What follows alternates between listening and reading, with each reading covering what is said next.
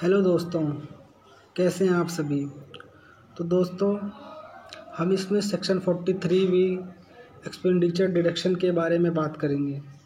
तो गाइस, हमने अपनी पिछली वीडियो में बताया था कि हम एक प्रैक्टिकल प्रॉब्लम लेकर आएंगे जो सेक्शन 43 भी से रिलेटेड होगी। तो गाइस, हम इस वीडियो में यही बात करेंगे। तो गाइस, इससे पहले मैं बता दूं कि जो प्रैक्टिकल प्रॉब्लम है ये स्टार्ट कैसे हुई। तो गाइस, ये 2018-19 फाइनेंशियल ईयर के जैसे हम कोई बुक्स क्लोज करते हैं तो उसमें कुछ ऐसी लाइबिलिटीज़ होती हैं जिसको गवर्नमेंट केवल पेमेंट बेसिस पर ही एक्सपेंडिचर डिडक्शन देती है। तो इसमें कुछ ऐसी लाइबिलिटीज़ थी जो ITR फाइल करने से पहले जो उसकी ड्यू डेट होती है उसके बाद भी पे नहीं करी गई है, जिसके थ्रू ये एक नोटिस आया है। हम उस पर अभी बात करेंगे। तो गाइस, इसमें क्या है, जब हमारी बुक ऑडिट हुई थी 2018-19 का 19-20 में असेसमेंट ईयर में, तो जो CA है उन्होंने अपनी ऑडिट रिपोर्ट 3CB में ये कुछ लाइबिलिटीज़ मेंशन करते हैं कि कौन कौन सी लाइबिलिटीज़ आपकी पे नहीं हुई है, और जो भी उसमें जो हमारे ऑडिट रिपोर्ट में जो जो सेक्शन होते हैं उसमें वो लाइबिलिटी और प्लस कुछ ऐसे खर्चे हैं जो अभी मैं आपको बताता हूँ। जैसे एक खर्चा ये है, fees and taxes GST late fee filing fee. इसमें कुछ हमने GST लेट फाइल करी थी, जिसके चक्कर में हमें कुछ ऐसे हमें लेट फीस लगी थी। तो गाइस, एक बोनस पॉइंट मैं आपको ये बता दूं कि कभी भी ऐसा कोई भी एक्सपेंडिचर जो बाय वे ऑफ पेनल्टी और fine for violation of any law for the time being force, मतलब कोई भी ऐसे एक्सपेंडिचर अलाउ नहीं किया जाएगा जो वॉयलेट करेगा गवर्नमेंट के रूल्स को, लॉ को।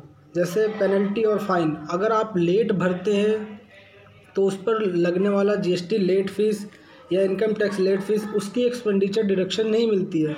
लेकिन अगर आप इंटरेस्ट पे करते हैं तो आपका इंटरेस्ट का आपको एक्सपेंडिचर डिडक्शन मिल जाएगा जब आप उसको पे कर देंगे।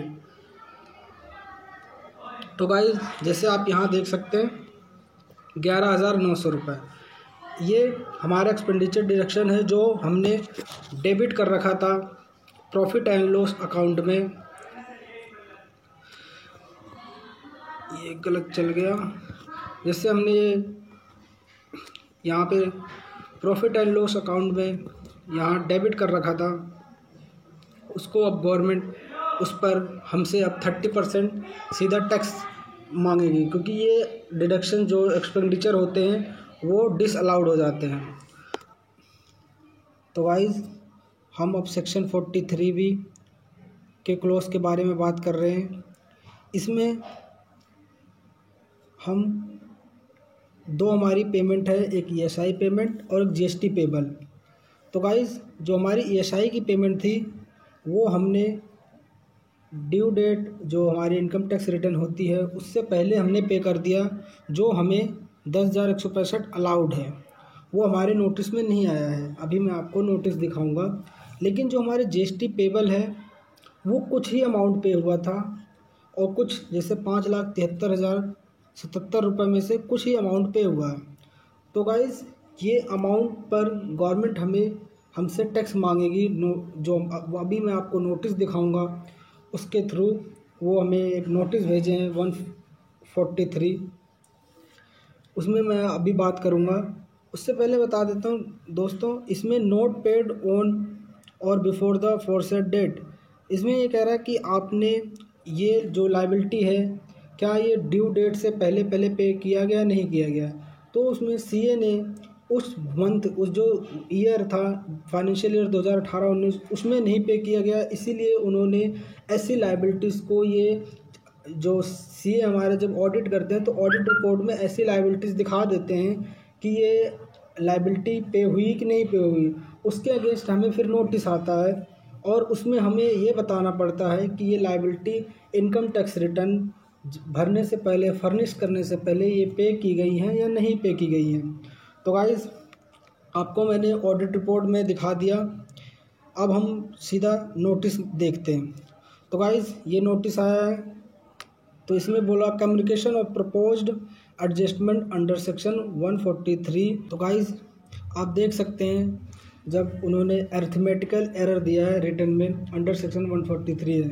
इसमें एडजस्टमेंट दिया गया पार्ट 1A में। इसमें बताया गया amount in income tax return जो आपने कैलकुलेट किया, ये आपने प्रॉफिट कैलकुलेट किया, पर एज पर जो इनकम टैक्स ऑफिसर ये प्रॉफिट आता है तो 5,84,977 का आपका डिफरेंस है, वेरिएंस है। तो ये कहाँ है, कैसे है, इसके बारे में हमें बताना है। तो गाइस उससे हम नीचे जाते हैं। तो गाइस ये आ गया। तो अब यहाँ पे कह रहे हैं कि disallowance of expenditure indicated in the audit report but not taken into account in computing the total income in the return. तो ये इसमें कहा जा रहा है कि ये जो खर्चा एक्सपेंडिचर है वो इंडिकेट कर रहा है डिसअलाउड हो जाएगा जो ऑडिट रिपोर्ट में दिखाया है, क्योंकि आपने ये जब आपने टोटल इनकम कंप्यूट किया था तब आपने ये नहीं दिखाया था।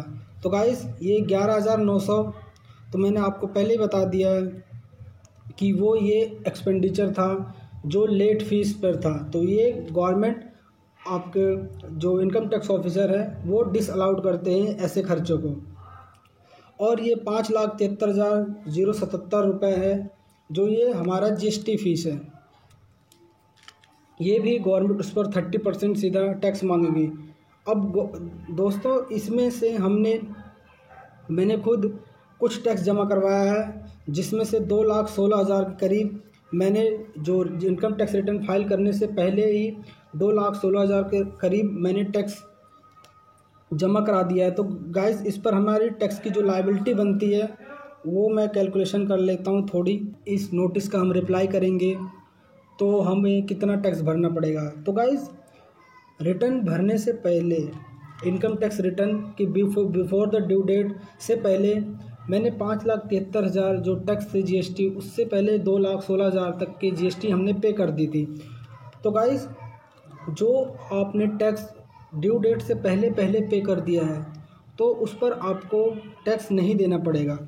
तो गाइस अब हम कैलकुलेशन कर लेते हैं कितना टैक्स देना पड़ेगा। तो गाइस जो हमारे पास सॉरी गाइस ये 5,73,000 नहीं है, तो इस पर 1 सेकंड, तो 3,57,000 की हमारी लायबिलिटी आती है। उस पर हमें सीधा 30% स्लैब से हमें सीधा टैक्स देना पड़ेगा, मतलब 1,07,100 रुपये। और जो 11,900 है उस पर भी, क्योंकि वो आपको पूरा डिसअलाउड होता है उस पर आपको। और गाइस जो हमारा 11,900 है जो लेट फीस है उस पर आपको मैंने पहले बता दिया कि हम लॉ का कोई वायलेशन करते हैं तो गवर्नमेंट इस पर हमें किसी भी तरह से डिडक्शंस नहीं देती है। तो गाइस इस पर हमें पूरा 30% टैक्स देना पड़ेगा। तो गाइस 1,10,670 रुपये के करीब हमारा टैक्स पेबल बनता है। तो गाइस इसका क्या मतलब है कि हमने इतना जो टैक्स 1,10,670 हम टैक्स दे रहे हैं, तो क्या हम अब जब ये लायबिलिटी क्या हमें पे नहीं करनी पड़ेगी? ऐसा नहीं है, हमें ये लायबिलिटी पे करनी पड़ेगी जो लायबिलिटी है अभी आपके, जैसे 3,57,000 के करीब। जब हम ये लायबिलिटी पे कर देंगे तो आप कहोगे कि ये हमारा नुकसान नहीं हो गया कि हमने टैक्स भी दिया और लायबिलिटी भी पे करनी पड़ी। तो गाइस ये हम नेक्स्ट ईयर जो असेसमेंट ईयर होगा उसमें हम ये जो 3,57,000 जिस पर हम टैक्स दे रहे हैं वो हम डिडक्शंस ले लेंगे। ओके गाइस, आई होप समझ आ गया होगा आपको। तो गाइस अगर यह वीडियो आपके लिए यूज़फुल हो तो आप प्लीज़ इस चैनल को सब्सक्राइब कीजिए, क्योंकि हम कॉमर्स से रिलेटेड या एजुकेशन से रिलेटेड ज़्यादातर मैं कॉमर्स से रिलेटेड, क्योंकि मैं एक CMA प्रोफेशनल स्टूडेंट हूँ, तो मैं ज़्यादातर इसी से रिलेटेड वीडियो डालूँगा। लेकिन मैं एजुकेशन से रिलेटेड भी वीडियो डालूँगा। अगर आप इस लाइन से होते हैं तो प्लीज़ इस चैनल को सब्सक्राइब कर लीजिए, और जो एजुकेशनल पर्पज़ के लिए, नॉलेज के लिए वीडियो देखना चाहता है, प्लीज़ वो भी सब्सक्राइब कर लीजिए। बहुत बहुत थैंक यू।